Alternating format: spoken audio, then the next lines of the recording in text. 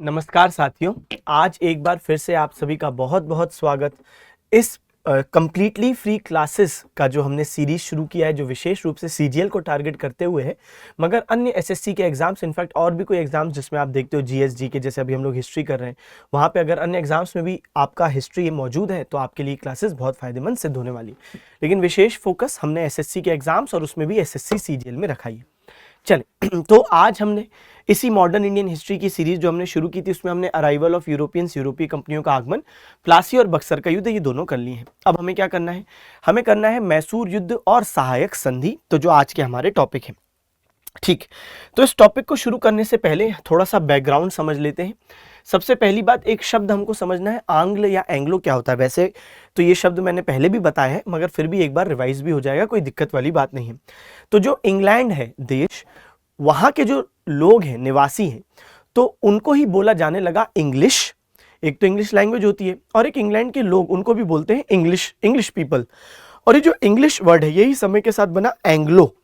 तो जब ये शब्द आता है आंग्ल या एंग्लो, तो इसका साफ मतलब क्या है? ब्रिटिश। जैसे भारत में रहने वाले लोगों को हम लोग इंडियंस बोलते हैं, वैसे ही इंग्लैंड में रहने वाले या ब्रिटेन में ओवरऑल बात करें तो लोगों को क्या बोलते हैं? एंग्लो। तो एंग्लो मतलब क्या हो गया? ब्रिटिश।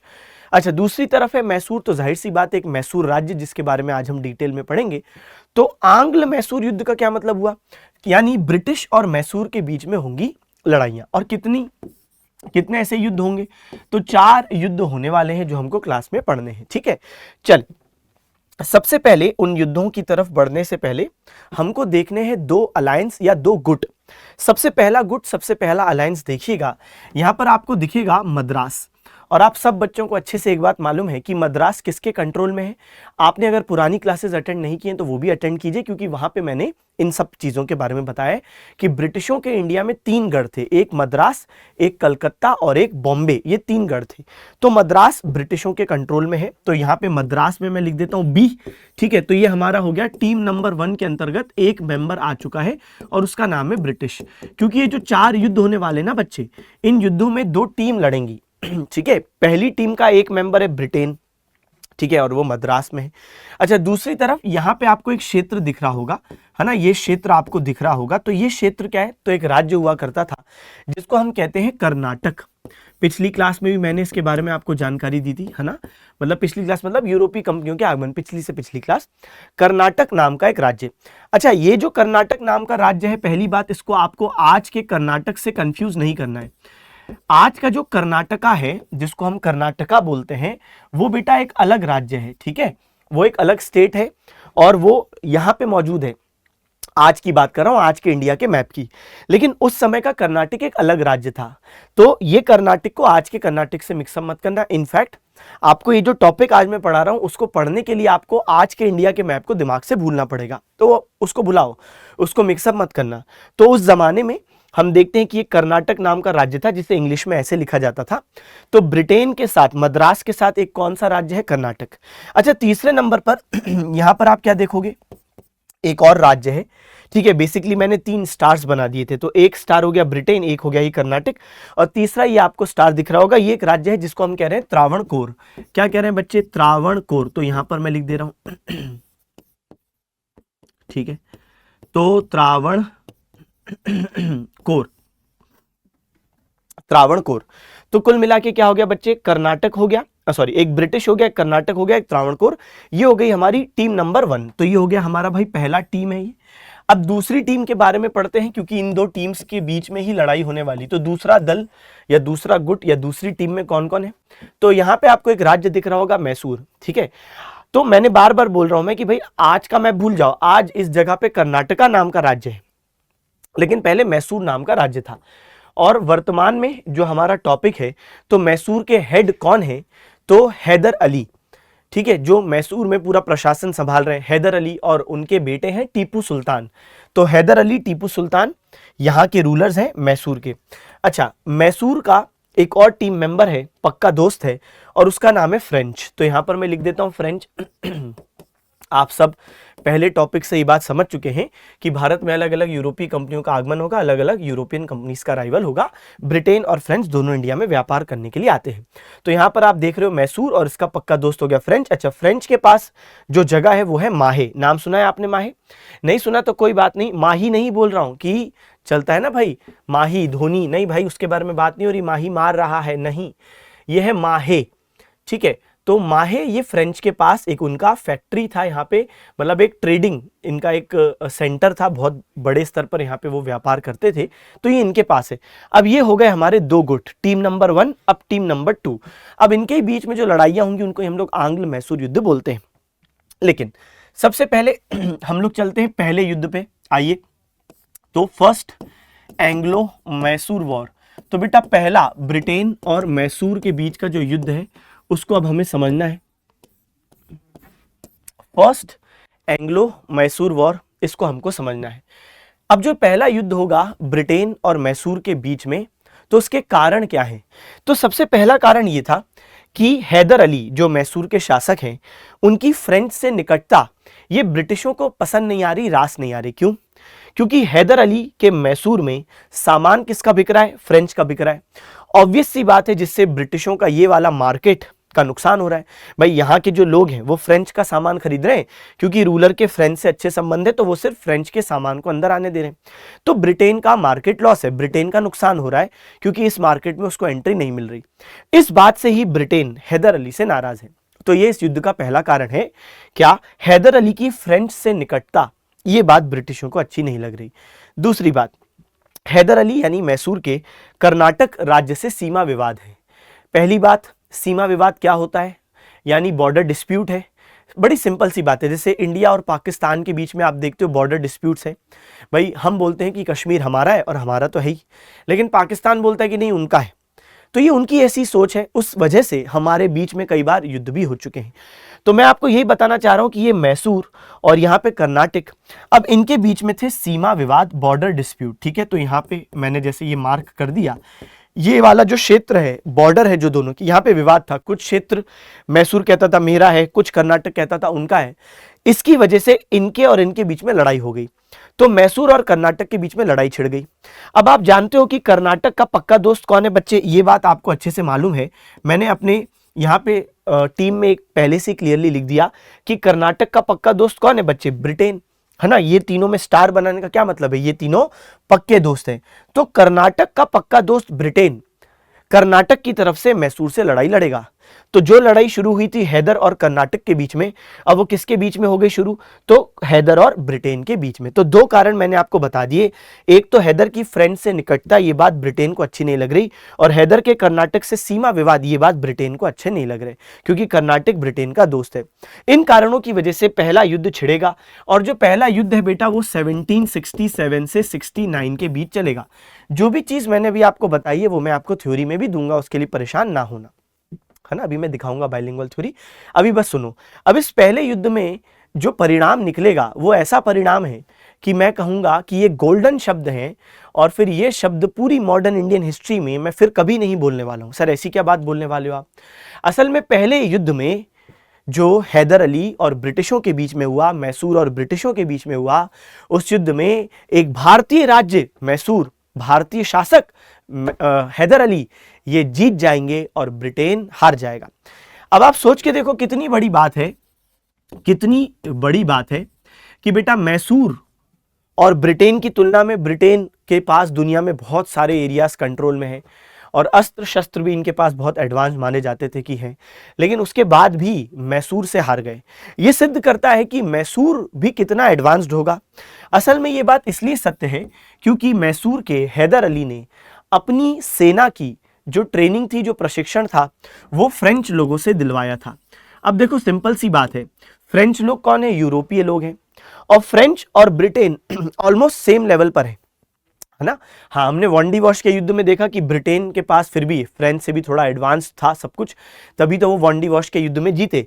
लेकिन ब्रिटेन को भी जीतने में बहुत मशक्कत लगी। आपको याद है ब्रिटेन और फ्रांस के बीच में 3 कर्नाटक युद्ध हुए थे और उसमें से तीसरा वाला अल्टीमेटली ब्रिटेन जीता, वरना फ्रांस भी बहुत टक्कर का था। यह बताता है कि क्योंकि ये दोनों यूरोपीय हैं, इनको मालूम था एक दूसरे की सेना के बारे में, इन लोगों की टेक्नोलॉजी भी लगभग बराबर थी, और इसी वजह से फ्रेंच लोगों ने जब मैसूर को ट्रेनिंग दी तो मैसूर की सेना भी ब्रिटेन के समकक्ष बराबरी पे आ गई और इसलिए मैसूर ने पहले युद्ध में ब्रिटेन को परास्त कर दिया, जो बहुत बड़ी बात है। और पूरी मॉडर्न इंडियन हिस्ट्री में मैं फिर कभी भी ऐसा शब्द नहीं कहूंगा कि किसी युद्ध में अंततः अल्टीमेटली किसी भारतीय शासक ने पराजित किया हो, तो ऐसा नहीं है यहां पर। लेकिन हमको दिखता है कि भाई प्रथम आंग्ल मैसूर युद्ध में हैदर अली ने ब्रिटेन को हरा दिया था, ठीक है। अच्छा, अब इस युद्ध के बाद एक संधि पर हस्ताक्षर किए गए, क्योंकि मद्रास में दोनों लोग बैठे, यानी मैसूर और ब्रिटेन दोनों बैठे और उनने बोला कि ठीक है भाई, मैसूर और ब्रिटेन बैठे का मतलब क्या है कि हैदर अली और ब्रिटेन बैठे ना। तो मैं ऐसा मत सोचना कि मैसूर राज्य कहीं जाके बैठ गया, राज्य जमीन बैठ सकती है क्या, मतलब मैसूर बैठा का मतलब है रिप्रेजेंटेटिव मैसूर के। तो मैसूर और ब्रिटेन के बीच में एक संधि हुई, क्योंकि ये मद्रास शहर में हुई इसलिए इसको मद्रास की संधि बोलते हैं। और ये कौन से ईयर में होगी, जिस साल युद्ध समाप्त हो रहा है तभी ये शांति संधि या समझौता हो रहा है। संधि का मतलब मुझे आशा है आप समझ पा रहे होंगे, संधि समझौता, जैसे जब 2 लोगों की क्लास में लड़ाई होती है तो याद है आपको टीचर बचपन में क्या बोलता था, 2 लोग लड़ लिए क्लास में, टीचर बोलता था चलो कोई बात नहीं, अब हाथ मिलाओ, अब गले मिलो, ताकि जितनी भी मन के अंदर बुराइयां हैं यहीं की यहीं खत्म हो जाए, है कि नहीं। अगर आप किसी युद्ध को बिना संधि में छोड़ देते हो, जैसे फॉर एग्जाम्पल 2 लोगों के बीच में लड़ाई हुई और ऐसे ही आपने छोड़ दिया, कोई संधि नहीं, तो हमेशा ये डर बना रहेगा कि भाई सामने वाला कभी भी अटैक कर देगा, क्योंकि उसने तो कभी बोला नहीं कि हम वॉर खत्म कर रहे हैं, है कि नहीं। 2 लोगों की लड़ाई हुई और एक ने दूसरे को बोल दिया बाहर देखूंगा तुझे। अब जिस व्यक्ति को यह बात बोली गई है उसका जीवन खराब हो गया, क्योंकि जैसे ही वो घर से बाहर कभी भी निकल रहा है और जब भी 3-4 लोग उसकी तरफ बढ़ रहे हैं उसको लग रहा है कि कहीं मुझे देखने तो नहीं आ रहे, क्योंकि एक ने कहा था कि तुझे देख लेंगे, है कि नहीं। इसलिए लड़ाई के बाद क्या बोलते हैं, हाथ मिलाओ, बोलो कि अब नहीं लड़ेंगे, ताकि ऑफिशियली खत्म करें वॉर। तो पहले आंग्ल मैसूर युद्ध के बाद वॉर ऑफिशियली खत्म यहां पे किया गया। लेकिन मैंने आपको बार बार एक चीज बताई है कि बेटा जब भी कोई संधि, शांति संधि, पीस ट्रीटी साइन की जाती है तो इसका यह मतलब नहीं कि आगे युद्ध नहीं होंगे, इसका यह मतलब है कि वो वॉर खत्म हुआ और कुछ समय की शांति प्राप्त हो गई, लेकिन भविष्य में अगर फिर से कारण बनते हैं युद्ध के तो फिर युद्ध होंगे। जैसे यहां पे इनके बीच में, ब्रिटिश मैसूर के बीच में 4 युद्ध होंगे। तो ये मद्रास की संधि थी 1769। मद्रास की संधि का एक बहुत इंपॉर्टेंट प्रोविजन है जो हमको समझना है, वो ये प्रावधान था, अब जब दोनों ने बोला लड़ाई लड़ाई माफ करो, गांधी जी को याद करो, उसके बाद शांति में क्या बोला गया, तो भाई मैसूर ने और ब्रिटेन ने एक दूसरे को वादा किया कि अब से हम दोनों पक्के दोस्त हैं। बताओ क्या बात कही है कि मैसूर और ब्रिटेन जो अभी तक दुश्मन थे, तो ये दोनों संधि में एक दूसरे को कह रहे हैं अब से हम लोग पक्के दोस्त हैं, और अगर हम में से किसी पर भी कभी किसी तीसरे ने हमला किया तो हम दोनों मिलकर उस तीसरे को सबक सिखाएंगे। यानी मैसूर और ब्रिटेन एक दूसरे को बोल रहे हैं कि हम दोनों अब एक हैं, और कभी हम पर किसी तीसरे ने हमला किया तो हम दोनों मिलकर उस तीसरे को सबक सिखाएंगे। यहां पे इसका ये मतलब है कि ये दोनों अब आ गए म्यूचुअल डिफेंसिव अलायंस, इंग्लिश में इसके लिए एक शब्द है कि पारस्परिक रक्षात्मक गठबंधन, म्यूचुअल डिफेंसिव अलायंस, कि अब इनके बीच में गठबंधन हो गया, रक्षात्मक, एक दूसरे की रक्षा करेंगे कभी भी जरूरत पड़ी तो ये है मद्रास की संधि। ये प्रावधान बिल्कुल मत भूलिएगा जो मैंने मद्रास की संधि का बताया, क्योंकि इससे आगे चल के एक इवेंट लिंक होगा, अगला युद्ध लिंक होगा। एक बार मैं थ्योरी पढ़ देता हूं। तो प्रथम आंग्ल मैसूर युद्ध 1767 से 69, क्या कारण था, फ्रांस के प्रति हैदर की निकटता और कर्नाटक के साथ सीमा विवाद पहले युद्ध में अंग्रेजों की भागीदारी के कारण बने। समझे आप कि नहीं समझे। तो मैंने क्या बोला, हैदर्स क्लोजनेस, 2 कारण थे, Hyder's closeness towards French and his boundary disputes for Carnatic were the reasons for beginning of this war. Hyder Ali ने पहला युद्ध जीता, गोल्डन शब्द है, मार्क कर लो, फिर ये कभी नहीं बोलने वाला हूं मैं पूरी मॉडर्न इंडिया में। तो हैदर अली ने पहला युद्ध जीता और मद्रास की संधि के साथ पहला युद्ध समाप्त हुआ। Haidar Ali won the first war and at the end of it treaty of Madras was signed. चले भाई आइए आगे बढ़े। अगला देखें, लेकिन अगला देखने से पहले यहाँ पे कुछ बेसिक बात, ये है हैदर अली और ये उनके पुत्र टीपू सुल्तान। आगे चल के टीपू सुल्तान का भी रोल है, हम पढ़ेंगे। चलो भाई, एक क्वेश्चन का जवाब तुम्हें देना है। क्वेश्चन बोलता है प्रथम आंग्ल मैसूर युद्ध में कौन विजयी हुआ? Who one the first Anglo Mysore war? अंग्रेज जीते, मराठा जीते, हैदर अली या हैदराबाद निजाम, कौन जीते? तो फर्स्ट एंग्लो मैसूर वॉर में बच्चे कौन जीता? तो हैदर अली जीते हैं, ये एकदम सही बात है। चले अब हम लोग बढ़ते हैं अगले युद्ध की तरफ। फर्स्ट जो युद्ध था बड़ा सिंपल था। अगले युद्ध का शुरुआत करने से पहले एक बार मैं फर्स्ट वॉर को यहाँ पे समराइज कर देता हूं। तो बेटा फर्स्ट वॉर 1767 से 69 और मद्रास की संधि के साथ ये खत्म हुआ। चलो भाई, अब आ जाओ सेकंड पे। जब हम लोग बात करते हैं सेकंड आंग्ल मैसूर युद्ध, सेकंड एंग्लो मैसूर वॉर, तो ये 1780 से 84 के बीच में चलेगा। लेकिन इस युद्ध के शुरू होने का कारण क्या है? जैसे पहले वाले युद्ध के दो कारण थे। अच्छा, एक और बात, क्या सर ये कारण एग्जाम में आते हैं? इसका जवाब है नहीं, ये कारण एग्जाम में नहीं पूछे जाते हैं। फिर सर हम क्यों पढ़ रहे हैं? हम इसलिए पढ़ रहे हैं ताकि आपको जब आप हिस्ट्री एज अ सब्जेक्ट पढ़ रहे हो तो आपको सिर्फ फैक्ट्स और फिगर्स नहीं, किस्से कहानियां भी मालूम होना चाहिए, वरना तो सिर्फ रटने वाली बात हो गई। इसलिए हम लोग कारण भी पढ़ रहे हैं कि युद्ध क्यों हुए। तो 1780 से 84 के बीच में द्वितीय आंग्ल मैसूर युद्ध हुआ और इसके पीछे दो कारण थे। एक कारण यह था कि याद करो, पहले युद्ध के अंत में जो मद्रास की संधि साइन हुई थी उसमें दोनों ब्रिटेन और मैसूर ने एक दूसरे से वादा किया था कि हम एक दूसरे की रक्षा करेंगे अगर कभी कोई तीसरा हम पर हमला करता है। अब हुआ क्या कि यह संधि 1769 में हुई और इस संधि के साइन होने के 2 साल बाद यानी 1771 में मराठा लोगों ने मैसूर पर हैदर अली पर आक्रमण कर दिया। तो यानी अगर मैं आपको इस मैप के माध्यम से समझाने का प्रयास करूं तो ये मराठा, यहां पे लिखा है पेशवास टेरिटरी। मैं आगे चल के मराठाओं के युद्ध में आपको पेशवा शब्द का मतलब बताऊंगा। पेशवा मतलब अभी समझ लीजिए मराठा प्रधानमंत्री, तो पेशवा यानी मराठा। तो मराठाओं के पास जो क्षेत्र है यहां से उनने हमला किया किस पर? मैसूर पर। और साल कौन सा है? 1771। अब याद कीजिए मद्रास की संधि क्या बोल रही थी कि मैसूर या ब्रिटेन पक्के दोस्त हैं, इन दोनों पर कभी कोई तीसरा हमला करेगा तो ये दोनों मिलकर उस तीसरे से लड़ेंगे। लेकिन जब मराठाओं ने मैसूर पर आक्रमण किया तब ब्रिटिश इनकी मदद करने नहीं आए और जाहिर सी बात है इससे हैदर अली बेहद नाराज हुए कि ब्रिटिश धोखेबाज है और इसलिए हैदर अली के मन में ये बात 1771 में ही आ गई कि मैं ब्रिटिशों को सबक सिखाऊंगा। ये बनता है हमारा दीर्घकालिक कारण यानी long term reason of war. सुनो, इस पर्टिकुलर युद्ध में दो कारण है। एक लॉन्ग टर्म रीजन, क्योंकि देखो युद्ध हो रहा है 1780 में, लेकिन हैदर ने जो सोच लिया है कि मुझे बदला लेना है वो कब सोचा है? 1771 में, क्योंकि ब्रिटिशों ने मद्रास की संधि का उल्लंघन किया। तो 1771 में ब्रिटिशों ने मद्रास की संधि का उल्लंघन किया और हैदर ने सोच लिया कि मैं आगे चल के ब्रिटिशों को सबक सिखाऊंगा। अब हुआ क्या कि जब 1780 आया तब ब्रिटेन ने एक और चीज की। बेटा ब्रिटिश लोगों ने हमला कर दिया माहे पर। अब आप सब बच्चे याद कीजिए, माहे ये है और बेटा माहे किसके पास है? माहे पर किसका नियंत्रण है? फ्रेंच। और फ्रेंच किसके पक्के दोस्त है? मैसूर। तो जब ब्रिटेन ने अटैक किया माहे पर, तो फ्रेंच पर जब अटैक किया ब्रिटिशों ने, तो अपने दोस्त फ्रेंच की रक्षा के लिए मैसूर तो कूदेगा, क्योंकि हैदर अली वैसे भी गुस्से में थे। लॉन्ग टर्म रीजन उनके मन में था कि ब्रिटिश गंदे लोग हैं, धोखेबाज हैं, मद्रास की संधि का उल्लंघन किया। और अब शॉर्ट टर्म या हम कहें इमीडिएट रीजन, तत्कालिक कारण भी हैदर अली को मिल गया, क्योंकि ब्रिटिशों ने हमला किया है मैसूर के दोस्त माहे यानी फ्रेंच पर। तो अब ऑब्वियस सी बात है हैदर अली चुप नहीं बैठेंगे, उनके पास लॉन्ग टर्म रीजन भी है और इमीडिएट रीजन भी है। दो रीजन हो गए, तो एक लॉन्ग टर्म एक इमीडिएट। समझे इस बात को?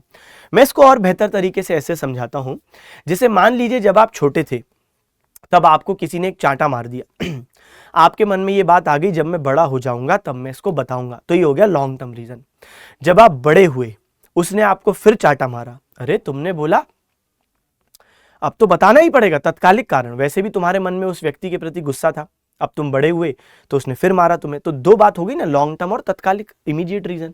तो यहाँ पे भी दो चीजें, एक तो 1771 में मराठाओं ने जब हमला किया तो ब्रिटिश बचाने नहीं आए, मैसूर को मदद करने नहीं आए, और ये भी बात कि ब्रिटिशों ने जब माहे पर हमला किया, फ्रेंच पर हमला किया, तो मैसूर मदद करने कूदा। लेकिन बच्चे पहले भी मैंने एक बात तुम्हें बताई थी कि जो फर्स्ट वॉर में तुमने सुना वो तुम्हें फिर आगे सुनने को नहीं मिलेगा। अब इस युद्ध के दौरान एक लड़ाई होती है, अब ध्यान से सुनना, एक युद्ध के दौरान कई लड़ाइयां होती, ये बात मैं आपको पहले भी बता चुका हूं कि एक वॉर के अंदर कई सारे बैटल्स होते हैं, वॉर और बैटल में फर्क है।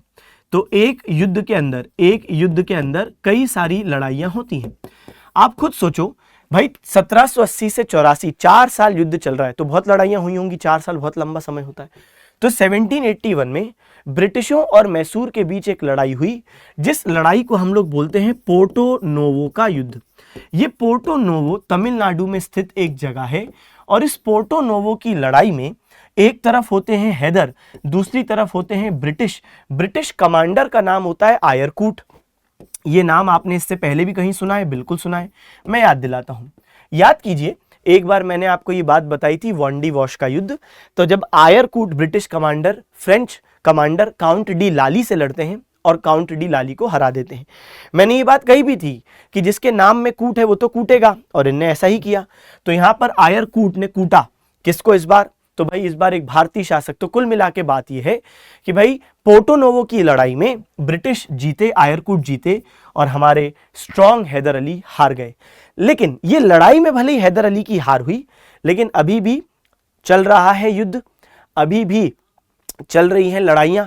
अगले वर्ष लेकिन हैदर अली की मृत्यु हो गई।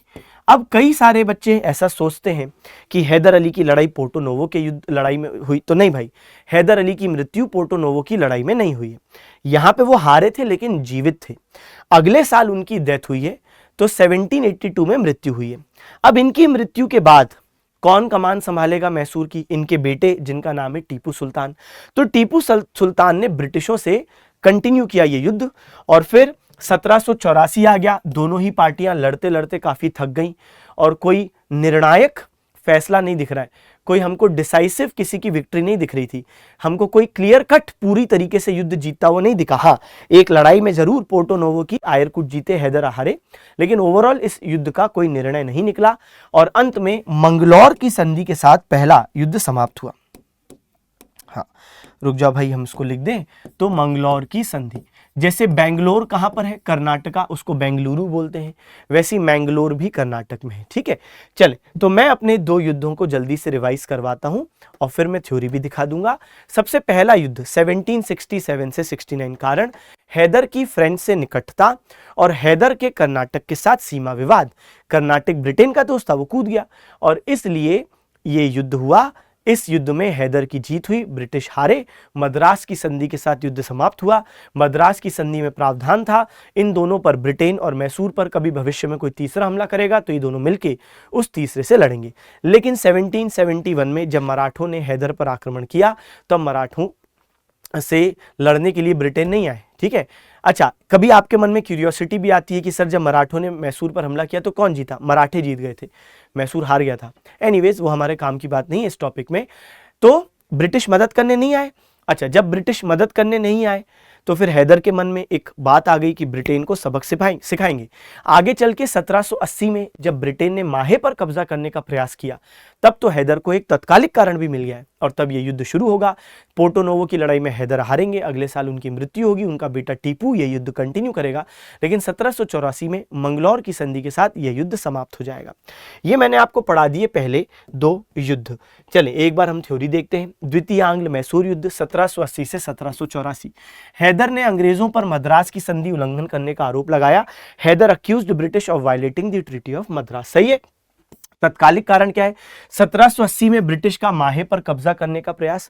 सो what was the immediate reason? British attempt to capture Mahe. 1781 में पोर्टो नोवो तमिलनाडु में हैदर अली को आयरकूट के हाथों शिकस्त मिली।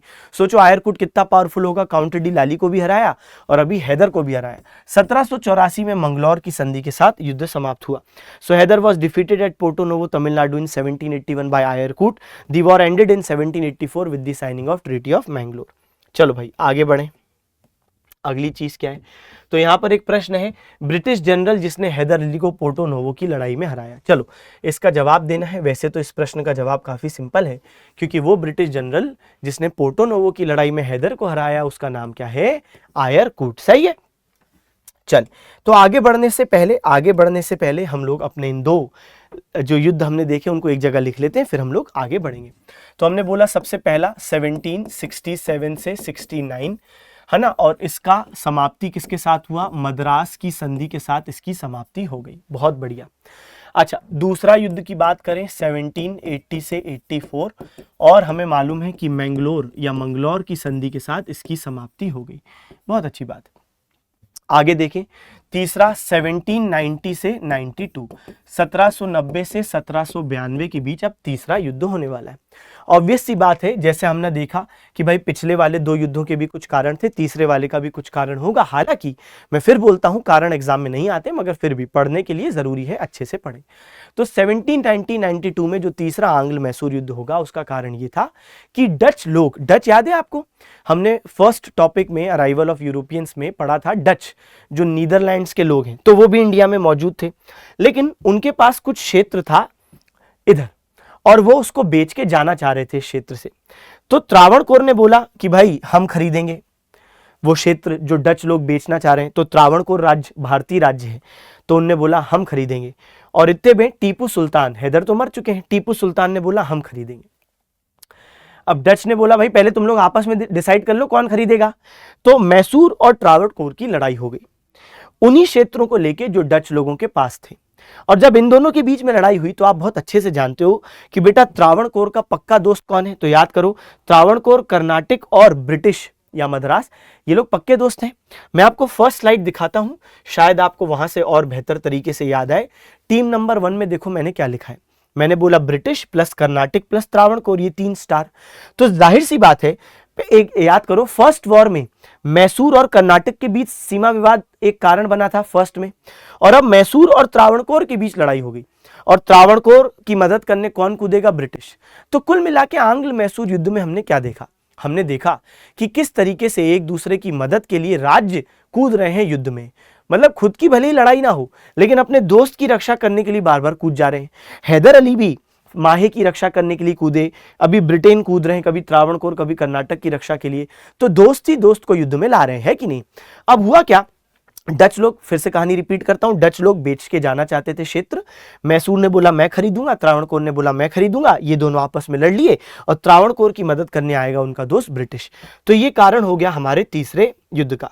लेकिन इस तीसरे युद्ध में मैसूर की इस बार बहुत ही जबरदस्त हार होगी, डिफीट होगी, और इतनी जबरदस्त डिफीट होगी कि युद्ध के अंत में एक संधि पर साइन किया जाएगा जिसको हम कहते हैं ट्रीटी ऑफ श्रीरंगपट्टनम। असल में टीपू सुल्तान की जो राजधानी है, जो कैपिटल है, वो है श्रीरंगपट्टनम, और यहीं पर दोनों पार्टियां बैठ के संधि करेंगी, इसलिए इसको कहते हैं श्रीरंगपट्टनम की संधि। और यहाँ पे जो प्रावधान होंगे वो बहुत भयंकर होंगे, कई बच्चे तो रोने लग जाते हैं, इतने भयंकर प्रावधान है। ट्रीटी ऑफ श्रीरंगपट्टनम का एक प्रावधान यह है कि क्योंकि मैसूर अब हारा है बुरी तरीके से, तो टीपू सुल्तान को अपना आधा क्षेत्र हमको सरेंडर करना पड़ेगा। तो हाफ एरिया, आधा क्षेत्र टीपू सुल्तान को बच्चे सरेंडर करना पड़ेगा, यानी ब्रिटिशों को सौंपना पड़ेगा। तो आधा क्षेत्र आपको किसको सौंपना है? ब्रिटिशों को सौंपना पड़ेगा, नंबर 1। नंबर 2 सुनते रहिए, नंबर 2 चीज क्या है? नंबर 2 ये है बच्चे, सेकंड पॉइंट ये है कि टीपू पर 3 करोड़ रुपए की पेनल्टी लगाई गई। सोचिए कितनी बड़ी बात है, आधा क्षेत्र भी ले रहे हैं, 3 करोड़ रुपए की पेनल्टी लगाई गई कि तुमने हमसे लड़ा, हमारा नुकसान हुआ, हमारे कई लोग मारे, 3 करोड़ रुपए दो। इतना ही नहीं, सबसे खतरनाक बात, टीपू के 2 बच्चे उनको ब्रिटिश अपने पास बंधक बना लेंगे। बताइए ये कितनी गलत बात है। तो बेटा 2 बच्चों को क्या किया गया? टीपू के बंधक बनाया गया। क्यों बंधक बनाया गया? ताकि टीपू अगली बार कोई युद्ध ना लड़ पाए, क्योंकि उनके मन में ये बात रहे कि अगर उनने ब्रिटिशों के खिलाफ कभी भी कोई कुछ षड्यंत्र बनाया, कुछ भी किया, तो उनके बच्चों को कुछ भी किया जा सकता है ना। तो लेकिन टीपू तो टीपू हैं। मैं ऐसा इसलिए बोल रहा हूं क्योंकि बच्चे चौथा युद्ध भी होगा, जबकि बच्चे ब्रिटिशों के पास थे, फिर भी चौथा युद्ध होगा। एनीवेज, अभी हम लोग पहले यहां पे फोकस करते हैं। तो तीसरा युद्ध 1790 से 92 के बीच, और ये युद्ध श्रीरंगपट्टनम की संधि के अंतर्गत समाप्त होगा। मैसूर की बुरी तरीके से हार हुई, टीपू को अपना आधा क्षेत्र 3 करोड़ रुपए और 2 बच्चों को देना पड़ा। तो यहां पर मैं क्या करता हूं, एक बार मैं थ्योरी रीड करता हूं, लेकिन थ्योरी रीड करने से पहले एक मैप देखो। यह है मैसूर तीसरे युद्ध शुरू होने से पहले, और अब अचानक देखो मैसूर श्रिंक हो गया। आपने देखा कि जो ग्रीन कलर वाला एरिया था कैसे कम हो गया। फिर देखो ये है मैसूर तीसरे युद्ध से पहले और ये है मैसूर तीसरे युद्ध के बाद, तो कई सारे क्षेत्र ले लिए गए बिल्कुल। और इस पर्टिकुलर इमेज में आप देख सकते हो ये टीपू के दो बच्चे हैं, ये देखिए ये टीपू के दो बच्चे हैं जिनको उस समय का जो ब्रिटिश गवर्नर है, उस समय जो ब्रिटिश गवर्नर था उसका नाम था कॉर्नवालिस। यहाँ पे आपको एक व्यक्ति दिख रहा होगा जो इन दोनों बच्चों का हाथ पकड़ा है, ठीक है भाई, उसका नाम हम लोग लिख देते हैं, क्या नाम है, कॉर्नवालिस। तो कॉर्नवालिस ये उस समय मौजूद था, ठीक है, तो यही था बच्चे, उस समय गवर्नर जनरल था, ठीक है। तो कॉर्नवालिस ने दोनों बच्चों को टीपू के वो ले जा रहा है, ठीक है। तो यहाँ पर मैंने इसका हिंदी में भी नाम लिख दिया, कॉर्नवालिस कौन था, ये गवर्नर जनरल, ठीक। आओ, तो ये हमने बात कर ली, ठीक, यहाँ पे कोई समस्या नहीं होनी चाहिए। तो ये दो बच्चों को देखो अपने साथ ले जा रहा है और आसपास मैसूर के कई सारे लोग भी दिख रहे होंगे आपको, रो रहे हैं। तृतीय आंग्ल मैसूर युद्ध 1790 से 92। इस युद्ध में टीपू की हार हुई, श्रीरंगपट्टनम की संधि पर हस्ताक्षर किए गए। टीपू को अपने राज्य का आधा हिस्सा कंपनी को सौंपना पड़ा, दो बेटों को भी कंपनी को बंधक के रूप में सौंपना पड़ा और टीपू को 3 करोड़ रुपए भी युद्ध क्षति के रूप में कंपनी को देने पड़े। So Tipu was defeated in this war and treaty of Srirangapatnam was signed, according to which Tipu had to hand over half of his kingdom to British. 2 sons were to be kept with British as hostages. Tipu also had to pay 3 crore to company as war damages. तो कुल मिला के ये बात होगी। यहाँ पर आप देखो दो बच्चों को ले जा रहे हैं, ये ब्रिटिश खड़े हैं और यहाँ पर मैसूर के जो लोग हैं, है ना, जो दरबारी लोग हैं, जो प्रजा है, वो रो रही है कि भाई क्यों बच्चों को ले जा रहे हो। तो अंग्रेजों ने श्रीरंगपट्टनम की संधि किसके साथ की थी, चलिए इसका जल्दी से जवाब देना है। किसके साथ की है भाई, अंग्रेजों ने श्रीरंगपट्टनम की संधि, बड़ा ही सिंपल सा ये जवाब, ठीक। तो अंग्रेजों ने श्रीरंगपट्टनम की संधि टीपू सुल्तान जी के साथ की है, तो ये बात तो बड़ी साफ हो गई, इसमें कोई समस्या वाली बात है नहीं। अब हम लोग आते हैं चौथा युद्ध, लेकिन चौथा युद्ध शुरू करने से पहले मैं 3 युद्ध जो अभी तक हमने पढ़े उनको लिख देता हूं। सबसे पहला युद्ध 1767 से 1769 और यह युद्ध कौन सी संधि के साथ समाप्त होगा, यह युद्ध समाप्त होगा मद्रास की संधि के साथ। फिर हम लोग दूसरा युद्ध देखते हैं 1780 से 84 और यह युद्ध कौन सी संधि के साथ समाप्त होगा, यह युद्ध समाप्त होगा मंगलौर की संधि के साथ। फिर हमने अभी अभी जस्ट तीसरा युद्ध भी पढ़ा 1790 से 92 और ये कौन से संधि के साथ समाप्त होगा, तो ये समाप्त होगा बेटा श्रीरंगपट्टनम की संधि के साथ तीसरा युद्ध समाप्त होगा। अब हम बढ़ेंगे चौथे युद्ध की तरफ। अब देखो चौथा युद्ध हो रहा है, इसके भी जाहिर सी बात है कुछ कारण होंगे, बिल्कुल थे। अब चौथा युद्ध जो होगा वो 1799 में ही शुरू होगा और इसी वर्ष खत्म हो जाएगा। लेकिन इसका कारण क्या है, बहुत इंपॉर्टेंट, उस टाइम तक जो ब्रिटिश गवर्नर जनरल भारत में आ चुका था, तो उसका नाम क्या है बेटा, तो जो ब्रिटिश गवर्नर जनरल भारत में आ चुका है उसका नाम है वेलेस्ली। कॉर्नवालिस का समय कब का पूरा हो गया, वो तो जा चुका है, उसके बाद भी कोई आया था, लेकिन वो सब हमारे काम का नहीं। जो काम का है वेलेस्ली, ये भारत में आता है 1798 गवर्नर जनरल के रूप में और 1805 तक भारत में रहता है। तो 1798 से 1805, तो भाई ये भारत में 1798 से 1805 के बीच में रहे। और वेलेस्ली एक नीति बड़े स्तर पर भारत में प्रमोट करता है और भारतीय राज्यों को बोलता है आप ज्वाइन करो, जो आज की क्लास में हम लोग पढ़ने भी वाले हैं। और उसका नाम क्या होता है, सब्सिडियरी अलायंस या सहायक संधि। सुनिएगा, बिल्कुल समझ में आ जाएगी, आज की क्लास खत्म होते होते, परेशान ना हो, बस सुनिए अभी। तो ये एक दस्तावेज तैयार करता है, उसका नाम होता है सब्सिडरी अलायंस या सहायक संधि। इस दस्तावेज के अनुसार क्या होता है, ये बोलता है कि किसी भी राज्य को जिसको सैन्य सहायता चाहिए तो आप हमसे सैन्य सहायता लीजिए, यानी ब्रिटिश आर्मी हम आपको किराए पर देंगे जो आपकी मदद करेगी, युद्ध लड़ेगी आपके लिए, आपकी रक्षा करेगी, तो इसलिए आप हमसे सेना लो, हमें पैसे दो। जैसे किराए पर हम लोग आज गाड़ी मंगवा लेते हैं, ओला उबर, जैसे आपने सुना होगा ना, वैसे ही है ना, ये लोग बोल रहे हैं कि किराए पर सेना लो, सेना दे रहे हैं लड़ने के लिए। तो यही है सहायक संधि, क्योंकि यहां पर सहायता दी जाती है उस राज्य को जो सहायक संधि साइन करता है। बड़ी सिंपल सी बात है। कभी तुमने भारत में देखा कि लोगों की लड़ाई हो रही है ना, तो लोगों की जब लड़ाई होती है, कभी आपने सुना हो, तो लोग फोन उठा लेते हैं, फोन निकाल लिया और सामने वाले को डराने के लिए बोल रहे हैं, हाँ हेलो, हाँ तू तू तू यहीं रुक। और फोन पे क्या बोलते हैं, हाँ सुन सोनू 10 लड़के लेके आ जा। अब सामने वाले ने जिससे लड़ाई हुई है वो भी तैश में आ गया कि अच्छा 10 लड़के, उसने भी फोन निकाल दिया, हाँ हाँ हाँ बिरजू 15 लड़के लेके आ। लेकिन कभी आपने सोचा ये 10 लड़के और ये 15 लड़के जो आने वाले हैं इनको सप्लाई कौन कर रहा है? वेलेस्ली। सहायक संधि यही तो है कि आप लड़ो, सेना हम देंगे, हमको बस बदले में पैसा चाहिए, क्योंकि आप हमसे सेना उधार ले रहे हो तो पैसा दो। और यही ऑफर इनने टीपू सुल्तान के पास भी रखा कि भाई आपके बहुत सारे दुश्मन हैं, तो आपको अगर मदद चाहिए तो आप एक काम करो, सहायक संधि साइन कर लो। लेकिन टीपू ने बोला, ओ भाई सुनो, सबसे बड़े दुश्मन तो तुम ही हो हमारे। दूसरी बात, मैसूर की खुद की सेना सक्षम है, मैसूर की रक्षा करने के लिए हमें किसी भारी सेना की जरूरत नहीं है, तो मुझे ये सहायक संधि मंजूर नहीं है। तो टीपू सुल्तान ने वेलेस्ली की सब्सिडरी अलायंस को साइन करने से मना कर दिया। आज की क्लास में मैं इस पर और बात अभी करूंगा, युद्ध के बाद फिर से हम सब्सिडरी अलायंस डिटेल में पढ़ेंगे। मना कर दिया तो वेलेस्ली का ईगो हर्ट हो गया और वेलेस्ली बन गए जयकांत शिकरे। समझना, ईगो हर्ट हो गया ना बेटा इनका, तो जयकांत शिकरे बन गए। जैसे सिंघम पिक्चर में उसका भी ईगो हर्ट हो गया था, इनका भी हर्ट हो गया। और तब ये गुस्से में है कि सबक सिखाऊंगा टीपू को। अच्छा, ये बात टीपू को भी मालूम है कि वेलेस्ली का ईगो हर्ट हो चुका है, ब्रिटिश कभी भी युद्ध कर सकते हैं। तो टीपू सुल्तान ने दुनिया में जितने भी ब्रिटिशों के दुश्मन थे सबके पास अपने एम्बेसडर भेजना शुरू किया, दूतावास स्थापित करना शुरू किया और प्रयास किया कि एक यूनिटी बन पाए। जितने भी ब्रिटेन के दुश्मन हैं उनके साथ एक यूनिटी बनाओ, उनके साथ एकता बनाओ, एक संगठन बनाओ, ताकि वो देश मदद कर पाए टीपू की जब ब्रिटिश अटैक करें। तो ये टीपू को क्लियर था कि आज नहीं तो कल ब्रिटिश अटैक तो करेंगे। तो टीपू अपना गठबंधन बनाने लगे। जैसे फ्रांस के पास टीपू ने एम्बेसडर भेजा, अरेबिया, टर्की, बहुत सारे देशों में जो ब्रिटेन के उस समय के दुश्मन थे। सबसे बड़ा ब्रिटेन का दुश्मन था उस समय फ्रांस, और फ्रांस के हेड थे नेपोलियन। नेपोलियन ने तो इनफैक्ट एक सेना भी तैयार कर ली थी जो टीपू की मदद करने भारत जाने वाली थी। लेकिन इससे पहले वो सेना भारत आती, यहाँ पे युद्ध पहले ही छिड़ गया। उस पर मैं आऊंगा, लेकिन आपको मैं बता दूं कि नेपोलियन और टीपू सुल्तान के रिश्ते बहुत अच्छे थे।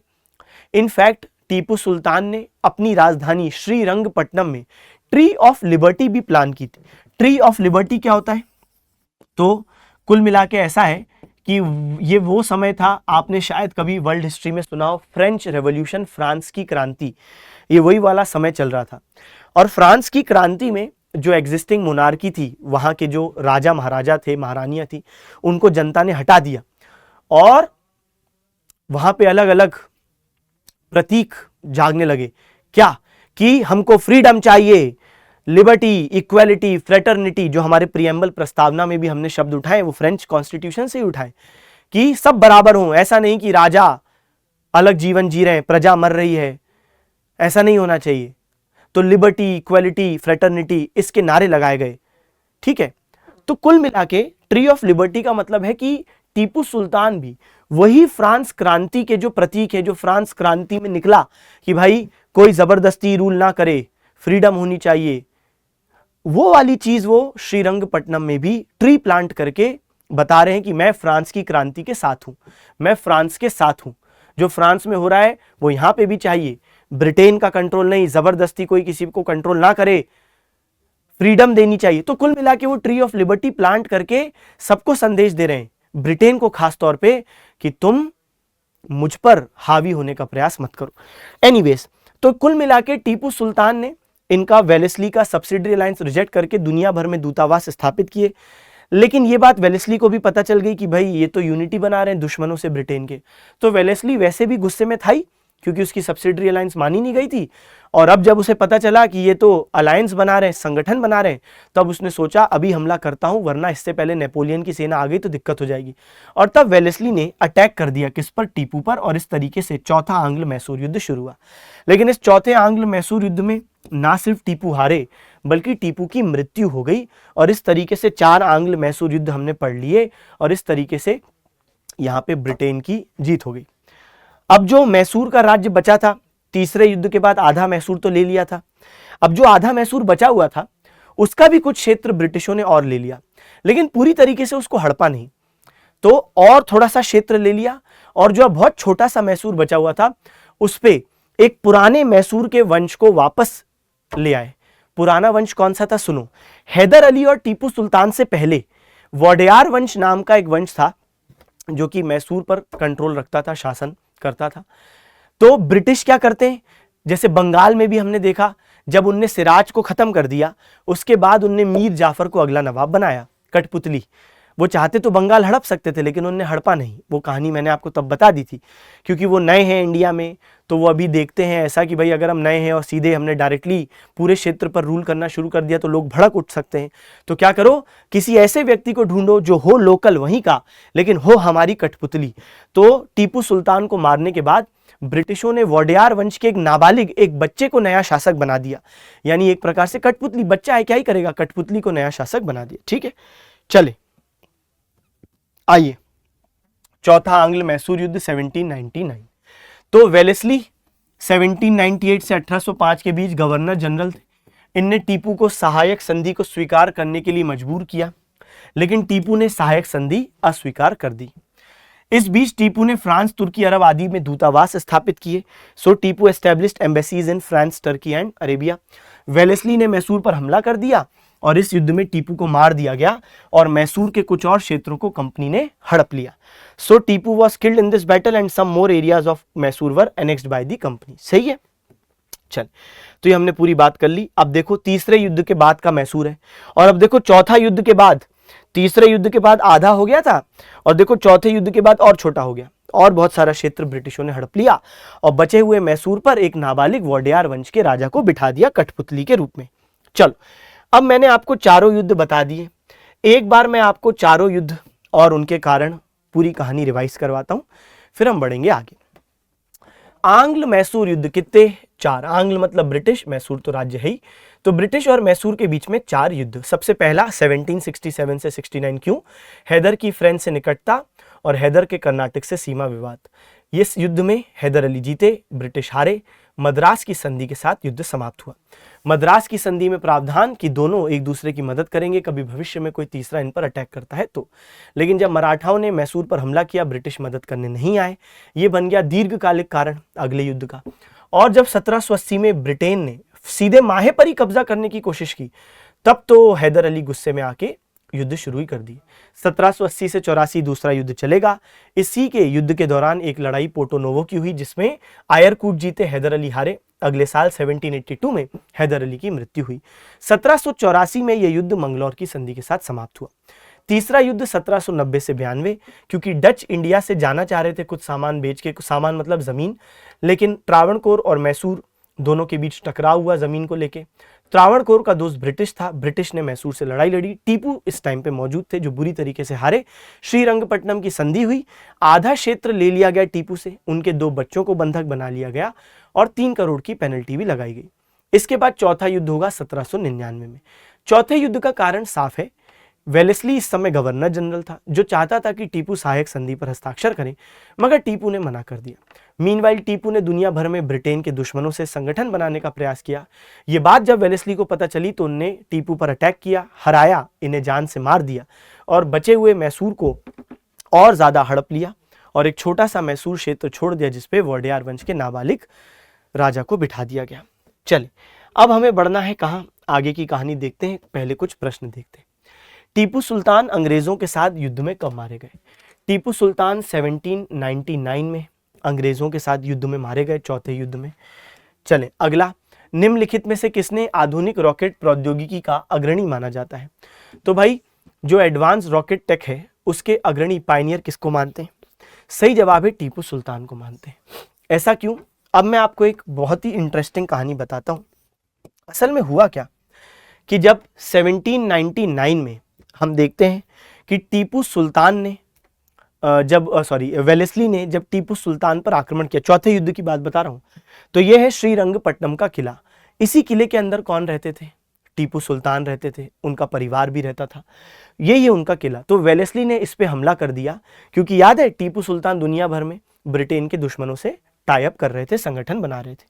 लेकिन अब जब वेलेस्ली की सेना यहां पहुंची तो इससे पहले जब भी भारतीय राज्यों पर हमला होता था तो भारतीय राज्यों के पास क्या होता था लड़ने के लिए? तलवारें, भाला, पत्थर, तीर कमान।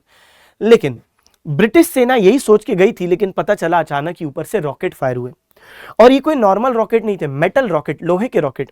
अचानक ही जब ये ऊपर से फायर होना शुरू हुए तो इतने खतरनाक रॉकेट थे, एक एक रॉकेट 3-3, 4-4 ब्रिटिश लोगों को मार दे रहा था। विशेष रूप से कई सारे अधिकारी जो लीड करते हुए सेना को आगे खड़े हुए थे, वो सबसे ज्यादा नुकसान उनको पहुंचा। एक तीर यहां से निकल रहा है, पीछे से जा रहा है, फिर अगले व्यक्ति में जा रहा है, फिर उसको मार रहा है, तीसरे व्यक्ति में वो तीर जा रहा है। मेटल रॉकेट्स ने बहुत तबाही मचाई और कई ब्रिटिश अधिकारियों को घायल किया, जैसा आप इस पर्टिकुलर पेंटिंग में देख भी पा रहे हैं। तो आधुनिक रॉकेट का अग्रणी इंडिया में टीपू सुल्तान माने जाते हैं। चले, तो ये हमने पूरी बात कर ली। इतना ही नहीं, टीपू सुल्तान को टाइगर ऑफ मैसूर या मैसूर का बाघ भी कहते हैं। तो ये तो मैंने बात बता दी रॉकेट वाली, इनको टाइगर ऑफ मैसूर भी बोलते हैं, ये बात समझना। चलो अगला देखो, टिपू सुल्तान की राजधानी क्या थी। आज क्लास के दौरान कई बार मैंने ये बात बताई कि टीपू सुल्तान की राजधानी क्या है, श्रीरंगपट्टनम। निम्नलिखित भारतीय शासकों में से किसने विदेशों में दूतावास स्थापित किए। अगेन सही जवाब क्या है, टीपू सुल्तान ने विदेशों में दूतावास स्थापित किए। अगला देखो क्या है, निम्नलिखित में से किस स्थान पर वोडेयार राजवंश का शासन था। वोडेयार राजवंश का शासन टीपू और हैदर से पहले भी मैसूर पर था, और फिर टीपू और हैदर के बाद भी मैसूर पर शासन इनका रहा। सही बात है। चलो भाई, अब हम पढ़ेंगे सहायक संधि या सब्सिडरी अलायंस। थोड़ी देर पहले मैंने इसके बारे में कुछ बताया आपको कि वेलेस्ली ने किस तरीके से इसका प्रयोग करना चाहा, टीपू ने मना किया। लेकिन अब हम लोग स्टार्टिंग से कि भाई सहायक संधि शुरुआत किसने की, सहायक संधि के क्या कुछ और भी पॉइंट हैं, तो हम लोग एक एक चीज पर डिस्कशन करेंगे। बिल्कुल, सबसे पहली बात, सहायक संधि या सब्सिडरी अलायंस ये ब्रिटिश लॉर्ड वेलेस्ली ने शुरू नहीं की थी। इनफैक्ट ये तो ब्रिटिशों से पहले से मौजूद थी, और ये सबसे पहले मार्केट में कौन लाया था, डुप्ले। एक नया व्यक्ति है आपके लिए, तो बेटा डुप्ले एक फ्रेंच जनरल था। डुप्ले ब्रिटिश नहीं है, डुप्ले एक फ्रेंच व्यक्ति है। तो सबसे पहले डुप्ले जो एक फ्रेंच अधिकारी है, फ्रेंच जनरल है, तो इसने बच्चे सब्सिडरी अलायंस शुरू किया था, जिसको हम हिंदी में बोलते हैं सहायक संधि। क्यों? क्योंकि यहां पर क्या बोला जाता है, वही कि भाई जिसको भी लड़ना हो तो आप लड़ाई करो और हम बनाएंगे आपके लिए सेना, हम आपको देंगे, है ना।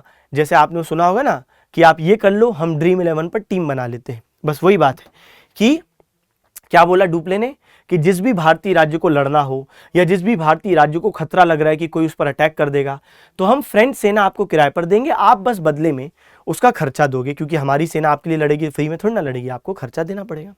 इसलिए नाम दिया गया सहायक संधि, क्योंकि यहां पर क्या की जा रही है, सहायता। लेकिन आगे चल के डुप्ले की इस सहायक संधि को वेलेस्ली ने उठाया और इसमें कई सारे नए प्रावधान जोड़े। तो अब मैं आपको वेलेस्ली के द्वारा किस तरीके से मॉडिफिकेशन किया गया मैं वो बताने वाला हूं, ठीक है।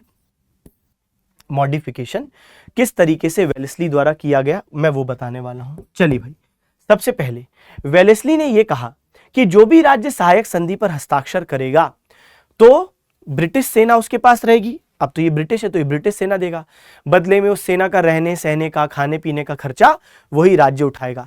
जैसे फॉर एग्जांपल मान लेते हैं, एक एग्जांपल ऐसी रैंडम ले लो, एक भारतीय राज्य है हैदराबाद, उसने सहायक संधि साइन की तो उसके यहाँ ब्रिटिश सेना पहुंच गई, उसके रहने सहने, सेना का, खाने पीने का खर्चा हैदराबाद का निजाम देगा। अच्छा, दूसरी बात, तो एक तो हमने बात कर ली कि भाई ब्रिटिश आर्मी रहेगी और उसका खर्चा देना पड़ेगा। दूसरी बात, जो भी राज्य सहायक संधि साइन करेगा उस राज्य में एक ब्रिटिश रेसिडेंट रहेगा। तो ना सिर्फ उस राज्य में ब्रिटिश आर्मी रह रही है, बल्कि उस राज्य में ब्रिटिश रेसिडेंट रहेगा। रेसिडेंट मतलब क्या होता है, जैसे मैं बोलता हूं कि मैं इस जगह का रेसिडेंट हूं, रेसिडेंट मतलब मैं रह रहा हूं। तो ब्रिटिश रेसिडेंट मतलब क्या है, एक ब्रिटिश अधिकारी, बहुत सीनियर अधिकारी उस राज्य में रहेगा जिसने सहायक संधि साइन की है। जैसे मान लो अगर हैदराबाद ने सहायक संधि साइन की है तो एक ब्रिटिश अधिकारी, सीनियर अधिकारी रहेगा हैदराबाद राज्य में। क्यों रहेगा, ताकि वो देखता रहे कि कहीं ब्रिटेन के खिलाफ, ब्रिटिशों के खिलाफ कोई षड्यंत्र तो नहीं बन रहा, ताकि उस क्षेत्र का जो भी राजा है, हेड है, जो भी है, उससे कम्युनिकेशन प्रॉपरली बना रहे। तो इसलिए एक रिप्रेजेंटेटिव है ब्रिटिश कंपनी का उस राज्य में। तो इसका काम ये रहता था कि आप एक कनेक्शन पॉइंट, एक मिडिल पॉइंट मेंटेन करो, कंपनी और राजा के बीच में आप एक कनेक्शन हो। साथ साथ ये भी देखते रहो कहीं ब्रिटिश के खिलाफ कोई षड्यंत्र तो नहीं बना रहा है वो राज्य। दूसरी बात हो गई। तीसरी बात क्या है, जो भी राज्य सहायक संधि साइन करेगा उसको अपने एक्सटर्नल अफेयर्स सरेंडर करने पड़ेंगे ब्रिटिशों के पास। एक्सटर्नल अफेयर्स क्या होते हैं? विदेशी मामले। ये बहुत बड़ा प्रावधान है। जैसे मान लो हैदराबाद ने सहायक संधि साइन की, अब हैदराबाद को अगर कभी किसी पर युद्ध करना है या किसी से दोस्ती करनी है या किसी से व्यापार करना है, कुछ भी ऐसी स्थिति में बेटा हैदराबाद को पहले ब्रिटिशों से पूछना पड़ेगा। क्योंकि आप खुद सोचो, हैदराबाद की सुरक्षा की जिम्मेदारी ब्रिटिश सेना ने ली है, तो अगर हैदराबाद को किसी पर अटैक करना है तो ब्रिटिश सेना को लड़ना पड़ेगा। तो ब्रिटिश सेना ऐसी थोड़ी ना लड़ती रहेगी। क्या ब्रिटेन के लोग इतनी दूर से इतने पागल हैं इसलिए आए हैं कि हैदराबाद के लिए युद्ध लड़ेंगे? वो भी पागल नहीं है। तो उनने क्या बोला, हमसे पूछो। और ब्रिटिश यही प्रयास करेंगे कि कोई लड़ाई ना हो, वो तो यही प्रयास करेंगे ना। क्यों, वो मरना चाहेंगे क्या? हैदराबाद के लिए ब्रिटिश लोग अपनी जान देंगे? सवाल ही नहीं उठता।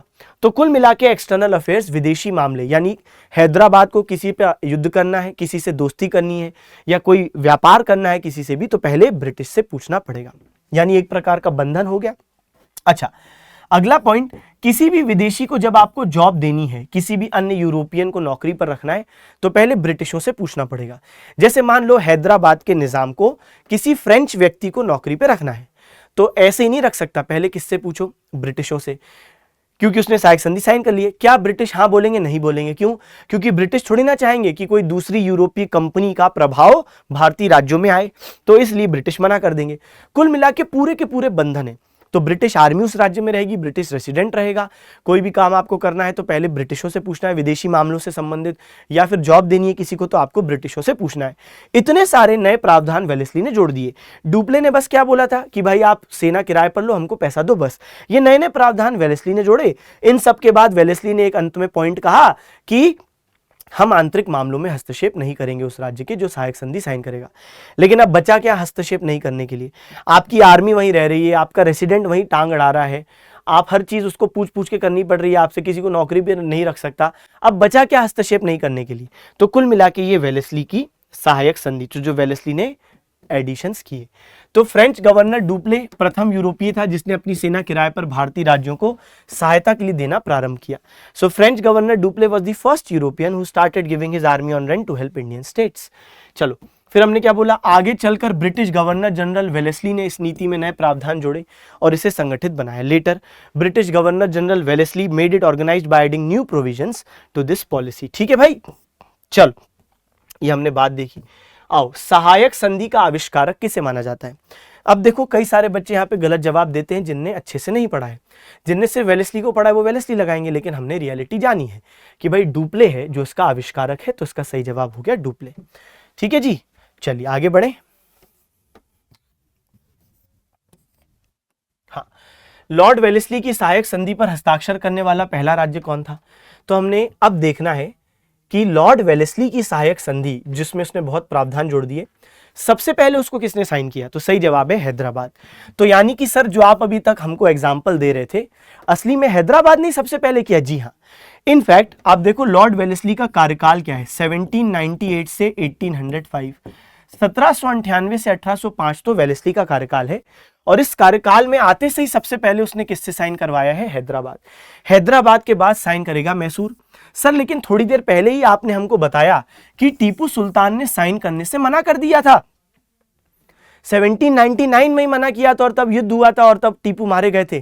फिर यहां पे मैसूर क्यों लिखा है? मैसूर ने तो साइन नहीं की थी। बेटा टीपू सुल्तान के अंतर्गत मैसूर ने सहायक संधि पर हस्ताक्षर नहीं किया था, लेकिन जब टीपू सुल्तान की मृत्यु हो गई उसके बाद वोडेयार वंश का नाबालिग राजा जो मैसूर पर आया, ब्रिटिशों ने उसको बोला साइन करो, और वो तो था ही कठपुतली, उसने साइन कर दिया। तो हैदराबाद 1798, मैसूर 1799। इसके बाद क्या है? तंजौर, तंजौर भी 1799। फिर है अवध 1801। बस अभी आपको इतना दिमाग में रखना है, 4। इसके बाद जो लोग आप देख रहे हो, पेशवा 1802, सुनते जाओ, भोसले 1803, सिंधिया 1804 और होलकर 1818, ये मैं आपको याद करवा दूंगा जब मैं मराठा पढ़ाऊंगा। अभी परेशान ना हो, अभी सिर्फ पहले 4 आप याद करो, बाकी 4 याद मैं आपको अपने आप करवाऊंगा अगले टॉपिक में मराठाओं वाले। ठीक है सर, अभी क्या करो, बस इतना दिमाग में रखो। सबसे पहले वेलेस्ली की सहायक संधि किसने साइन की? हैदराबाद। फिर किसने की? मैसूर। फिर किसने की? तंजौर। तो 1798 हैदराबाद, मैसूर, तंजौर 1799, अवध 1801, खत्म। इसके बाद की कहानी हम लोग देखेंगे जब हम लोग नेक्स्ट क्लास में पढ़ेंगे। क्यों? क्योंकि वहां पर मराठाओं के बारे में पूरा टॉपिक है और उसमें आपको समझ में आ जाएगा कि किन परिस्थितियों में पेशवा भोसले सिंधिया होलकर ने साइन की थी सहायक संधि। अच्छा, यहां पर कुछ क्वेश्चंस और हैं। लॉर्ड वेलेस्ली की सहायक संधि को स्वीकार करने वाला पहला राज्य कौन सा था, बताओ भाई, बताओ पहला राज्य कौन सा है लॉर्ड वेलेस्ली की सहायक संधि को स्वीकार करने वाला? तो सबसे पहला राज्य है हैदराबाद, सही है। अच्छा, ये भी बात हमने पढ़ ली, बहुत बढ़िया। आओ, यहां पे मैंने सेल्फ स्टडी के प्रावधान डाले हैं, सहायक संधि के प्रावधान डाले सेल्फ स्टडी के लिए। देखो, सहायक संधि के प्रावधान एग्जाम के लिए महत्वपूर्ण नहीं है, लेकिन मैंने आपको समझा दिए, प्लस आपको मैं बाइलिंगुअल दे भी रहा हूं ताकि आपको अगर पढ़ना हो तो वो आपके पास रहे। समझा मैंने दिए क्या कि भाई जो भी साइन करेगा सहायक संधि उसको ब्रिटिश सेना अपने पास रखनी पड़ेगी और उसके रख रखाव के लिए पैसा देना पड़ेगा। यहाँ पे इंग्लिश मीडियम के जो बच्चे हैं उनके लिए इंग्लिश में भी मौजूद है। फिर कंपनी की मध्यस्थता के बिना अपने भारी संबंधों विदेशी मामलों का संचालन नहीं कर सकता। कौन? तो जिसने भी सहायक संधि साइन की। तो एक्सटर्नल अफेयर्स सरेंडर हो गए। कंपनी की अनुमति के बिना यूरोपीय को किसी को अपनी नौकरी में नहीं रख सकता, ये भी मैंने बता दिया। तो जॉब पे नहीं रख सकता है किसी को, ठीक है, ये हमारी बात हो गई। तो सेवा में नियुक्त नहीं कर सकता। अगली बात क्या है भाई, अगली बात देखो क्या है कि शासक को अपने राज्य के भीतर एक ब्रिटिश रेसिडेंट रखना पड़ेगा, ये भी बता दिया, ठीक है। तो कुल मिला के यही सारे पॉइंट्स हैं। तो can not employ any European in service, submit करने पड़ेंगे फॉरेन रिलेशंस, ब्रिटिश रेसिडेंट वाली बात। तो कुल मिला के ये बात होगी। अब आप देखो कि भाई इस तरीके से कितना स्मार्टली लॉर्ड वेलेस्ली का सब्सिडरी अलायंस ना मास्टर स्ट्रोक कहलाता है, क्योंकि कितनी स्मार्टली उसने भारत के अलग अलग राज्यों में अपनी सेना तैनात कर दी। और कमाल की बात, इनका पैसा वही राज्य उठा रहा है, वाह। यानी वेलेस्ली ने इंडिया के अलग अलग राज्यों में ब्रिटिश सेना तैनात कर दी और उसका पैसा भी वही राज्य दे रहे हैं। बताओ कितनी स्मार्टली इसने गेम खेला। चलें, तो हमने ये कुल मिला के बात पढ़ ली। मुझे आशा है कि आज की क्लास आपको अच्छी लगी, समझ में आई। तो जरूर कमेंट सेक्शन में बताइएगा आज की क्लास कैसी लगी। लेकिन उससे पहले एक मैं क्वेश्चन आपको देता हूं, इसका जवाब भी आपको देना है। चलिए भाई, आज का आपका जो सवाल है वो क्या है, सुनते हैं। आओ, तो हाँ, आयरकूट द्वारा हैदर अली को 1781 में तमिलनाडु के अंतर्गत आने वाले एक क्षेत्र में हराया गया, जिस क्षेत्र से उस युद्ध का नाम बनता है। तो वो नाम क्या है, कौन सी लड़ाई में हराया? तो आयरकूट और हैदर अली के बीच में एक लड़ाई हुई 1781। तमिलनाडु की वो कौन सी जगह जहां पे लड़ाई हुई जिसमें हैदर अली हार गए, वो आपको बताना है, ठीक है। चलो भाई, तो ये हो गया आपका होमवर्क। खत्म करते हैं क्लास। तो पढ़ते रहें, सिलेक्शन लें, माता पिता का नाम रोशन करें। Okay, bye bye, thank you, tata, see you again.